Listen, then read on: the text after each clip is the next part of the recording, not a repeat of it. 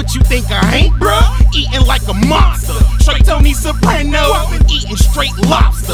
Whopping up this kilo, but I gotta cook it cause my city don't sniff yayo. Is now suing Sig Sauer, alleging that the gun is an unreasonably dangerous and defective firearm. Since 2016, 36 incidents of Sig Sauer P320s have been reported in 19 different states.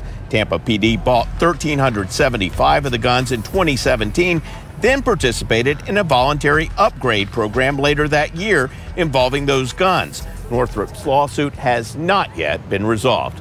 I'm I-Team investigator Adam Walser, taking action. So welcome to the channel.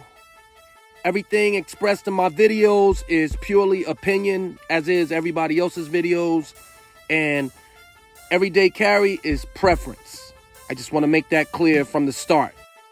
Sig P320, one of my favorite firearms. 3 P320s to date. But ladies and gentlemen, I am not confident carrying the Sig P320. It's a conversation I never wanted to have. It's a topic I never wanted to get into.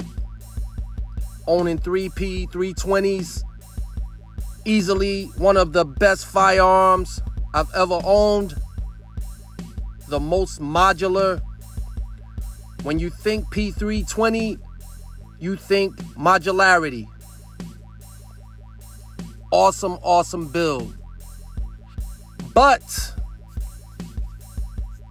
ladies and gentlemen, I am not confident carrying this firearm. I'm not confident as an everyday carry. The P320, as much as I love it, has developed a bad rep.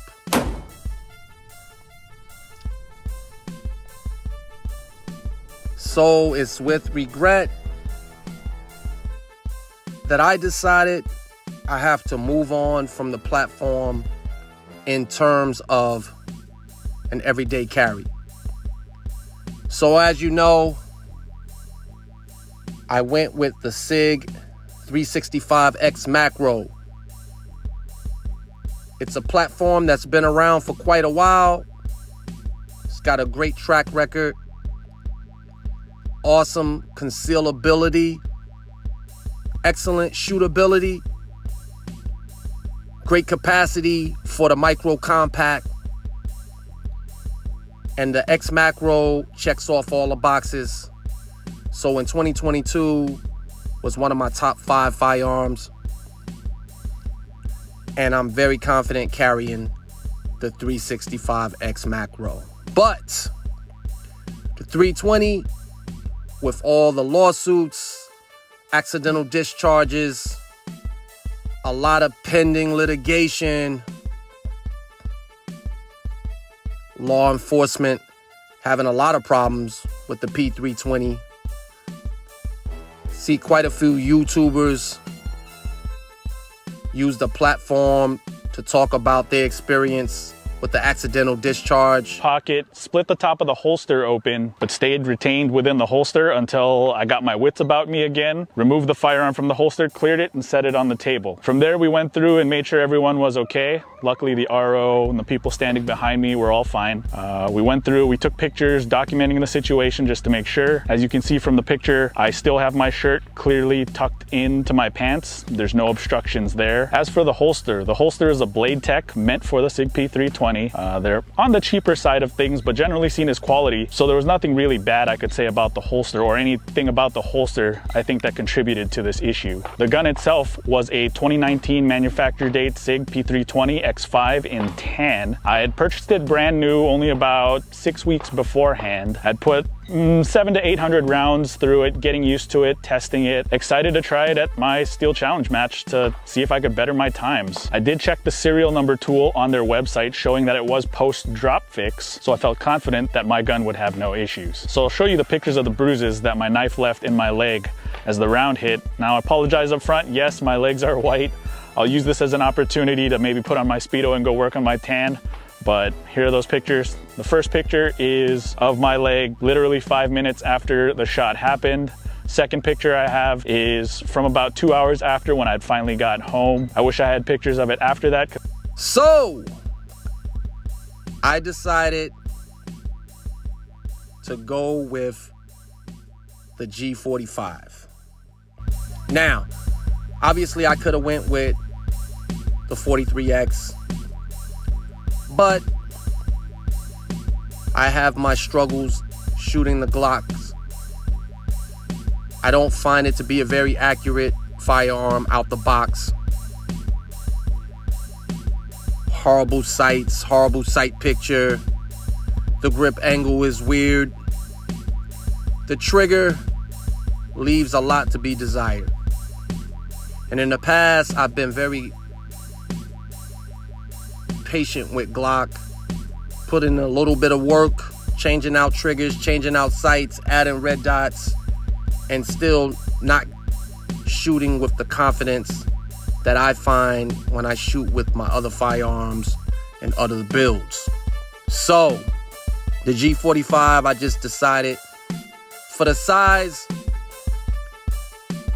I can run this firearm on an everyday carry rotation along with some of the other firearms, the G3X, the Ruger Max 9, obviously the Sig Macro.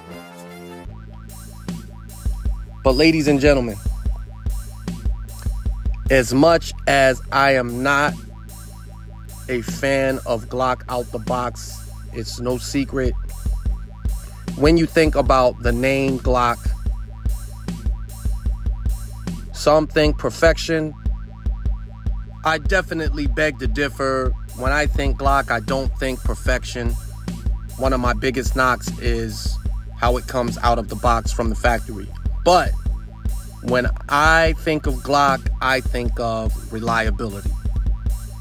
I think of a long track record of reliability, a tough firearm that has been tested, tortured,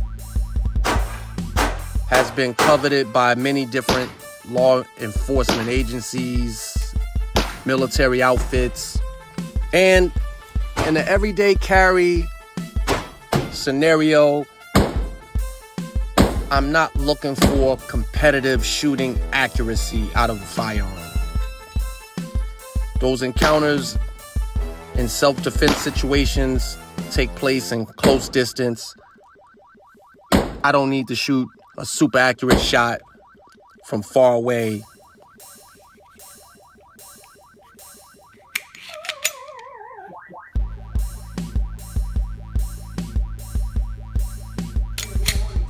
Much like the 19X that I used to own, I decided to add the Overwatch Precision trigger.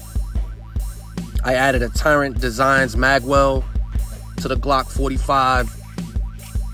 Went with the Trigicon SRO to give me the biggest window, the biggest sight picture to help acquire that red dot. Also,